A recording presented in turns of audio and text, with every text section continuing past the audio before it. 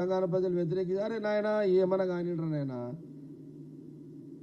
ఈ పోస్టులు వస్తాయి పోతాయి ఇవన్నీ వదిలేండ్రా నాయన, ఎవడైనా కానీ నేను ఎప్పుడైనా సరే నేను చాలా సందర్భాల్లో చెప్పిన, ఇప్పుడు కూడా మళ్ళీ ఓపెన్గా చెప్తున్నా. ఆ రోజు నేను చట్టసభల్లోకి వచ్చింది, ఆ రోజు భారతీయ జనతా పార్టీలో రాజకీయంగా నన్ను ఎదగకుండా ఒత్తేసిన రోజు కేసీఆర్ పార్టీ పెట్టి జగ్గారెడ్డి నువ్వు రా నీకు ఎమ్మెల్యే టికెట్ ఇస్తా అంటే ఆ రోజు నేను టీఆర్ఎస్లో పోయినా. ఆయన పార్టీలోనే చట్టసభల్లో అడిగిపెట్టిన. ఆ రుణం ఎప్పటికి ఉంటుంది, నో డౌట్. నేను గాంధీ భవన్ నుంచే చెప్తున్నా,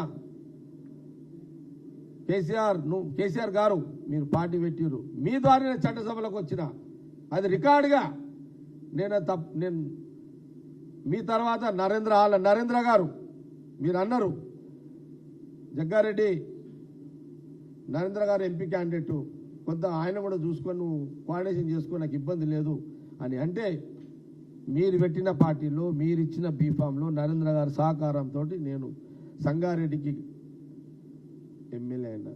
కానీ నేను ఆరు కూడా చెప్పిన, నేను రాజకీయంగా సక్సెస్ కావడానికి తెలంగాణ రాష్ట్ర సమితిలో చేరినా అని చాలా క్లియర్గా చెప్పిన.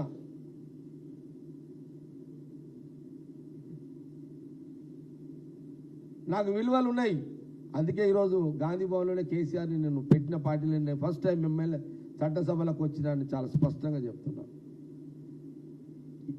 నాదెట్ల చరిత్రలో రాష్ట్ర విభజనలో కూడా రాహుల్ గాంధీది ఒక చరిత్ర, సోనియా గాంధీది ఒక చరిత్ర.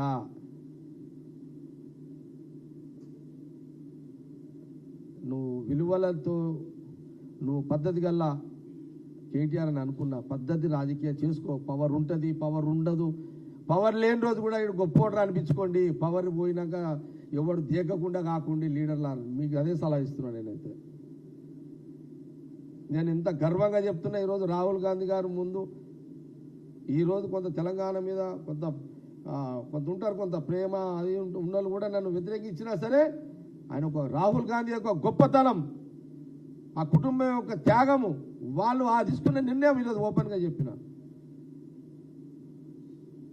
राहुल गांधी है, राहुल गांधी पावर के लिए नहीं लड़ेंगे लोग। अगर राहुल जी उस दिन हमको पावर ही जरूरत है तेलंगाना बोलते, तेलंगाना आने वाला नहीं था। तेलंगाना देंगे, राहुल जी का एक शब्द था तेलंगाना देंगे। वहां का जो कांग्रेस पार्टी को नुकसान हुआ तो भी तेलंगाना देंगे।